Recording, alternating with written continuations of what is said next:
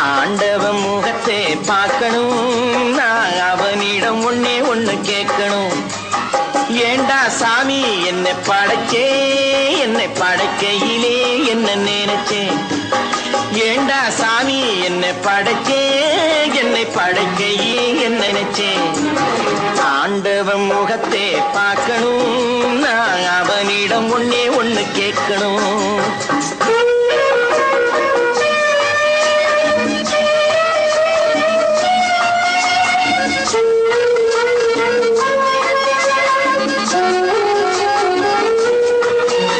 பணம் இருந்தா இந்த உலகத்திலே பல கதை நடக்குதப்பா.